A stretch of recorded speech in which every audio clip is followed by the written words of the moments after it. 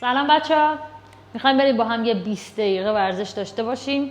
فول بادی، کل بدن رو درگیر بکنیم. به هیچ وسیله احتیاج ندارین جز یه دونه مت. بزنیم بریم. یه روزایی پیش میاد که حوصله ورزش کردن نداریم ولی دلمون میخواد ورزش کنیم. غذا زیاد خوردیم، فعالیت نداشتیم، عذاب وجدان داریم و دلمون میخواد که اینو از بین ببریم. این وقتی ورزش رو انجام بدین حالتون خوب بشه. قبل از اینکه ورزش رو شروع بکنیم چند تا نکته رو میخوام بهتون بگم. همیشه سعی کنین یه فضایی رو برای خودتون انتخاب بکنین که هوای خوب داشته باشه، نور خوب داشته باشه. حالا من اینجا وایسادم، یکم سبزم هست که یکم حس خوب میده. همینا به هر حال به ورزش بهتر کمک میکنه. ولی حواستون هم باشه اگر این شرایط فراهم نبود قرار نیستش که بهونه بیارید و ورزش نکنین. توی اتاق کوچیکم میشه همه این حرکات رو انجام بدید. دیگه این که ایزی آپشن حرکاتم بهتون میگم. هر کسی که آسیب داره یا براش سخته که حرکت اصلی رو انجام بده، ایزی آپشنش رو انجام میده.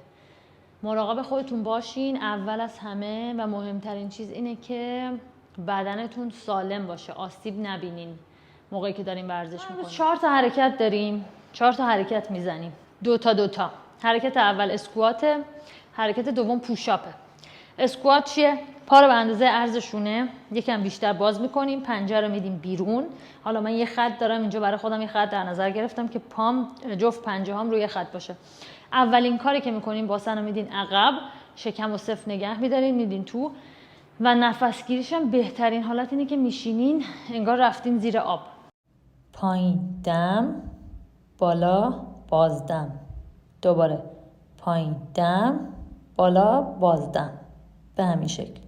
این اول اسکواته. 20 تا اسکوات میزنیم، 10 تا پوشاپ. پوشاپ یا میتونه حالت عادی باشه که همه بلدیم، یا اگر نمیتونین و براتون سخته زانو رو بذارین زمین، پوشاپ روی زانو بزنین. اینم پوشاپ. 20 تا اسکوات میزنیم، 10 تا پوشاپ. میخوایم پشت هم 5 راند اینو تکرار بکنیم. شروع میکنیم با هم 20 تا اسکوات رو. حواستون به نفس گیری باشه، شکم رو صفر نگه دارین. از زوایای مختلف این حرکت رو میبینین. حرکت دوم پوشاپ، 10 تا. بریم 5 تاشو این شکلی میزنم. ادوانس.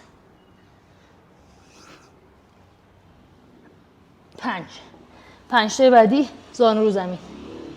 1 2 3 4 5. یه آب میخوریم، یه نفس میگیریم، میریم راند 2. خب بین 30 ثانیه تا 1 دقیقه که استراحت کردیم راند 2 رو شروع میکنیم. دوباره با 20 تا اسکوات که از یه زاویه دیگه میبینین این 20 تا اسکوات رو. مراقب زانوهاتون باشین از پنجه هاتون جلو نزنه. باسن رو کامل عقب نگه دارین. دم و بازدم هم فراموش نکنین. بعدش میریم سراغ پوشاپ که این پوشاپ ادوانس هستش. اگر میتونین این پوشاپ رو میزنین، اگر نمیتونین ایزی آپشنش رو میزنین. زانوهاتون رو میذارین زمین، پشتتون رو کامل صاف نگه میدارین و آرنجتون رو به عقب باید خم بشه، همین شکلی که میبینین. و این هم راند دوم. به همین ترتیب راند 3 و 4 و 5 رو هم میزنیم. خب بچه‌ها 2 تا حرکت بعدی برای ناحیه کور هستش، شکم و حالا پشت. 2 تاشم روی متمون هست. اولی کرانچه، به پشت میخوابین روی متتون، دست رو میذارین روی رون پا، بلند میشین از رو زمین، پشتتون رو جدا میکنین تا وقتی که دست برسه به زانو، برمیگردین عقب، آروم. دوباره بالا پایین. دم و بازدم بهترین حالت اینه که وقتی بلند میشین نفس رو محکم بدین بیرون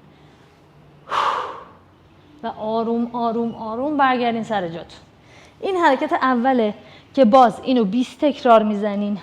حرکت دوم یه تایمر میذاریم جلومون، میخوایم پلنک بزنیم. شروع میکنیم امروز با پلنک البو. حالا پلنک روی آرنج. دستو میزنین رو زمین، باید حتما آرنجتون زیر شونه باشه. دستتون رو خیلی باز نذارین، خیلی هم بسته نباشه. پا رو پنجه فشار میارین، میرین بالا. کل بدن بچه‌ها باید توی خط صاف باشه.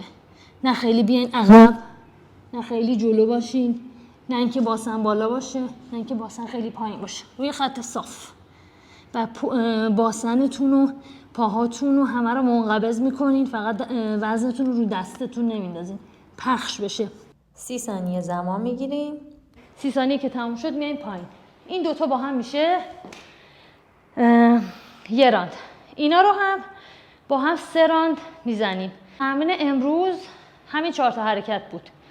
اولی اسکوات و پوشاپ، دومی هم که هاف وی کرانچ و پلنک. یادتون نره که بینش هم استراحت بکنین. این تمرین 20 دقیقه طول میکشه حدوداً. یه نکته مهمی که باید بهتون بگم اینه، بچه‌ها حتما قبل تمرین و بعد تمرین گرم کردن و سرد کردن رو انجام بدین. خب این ورزش امروز بود 20 دقیقه با 4 تا حرکت. امیدوارم که خوشتون اومده باشه.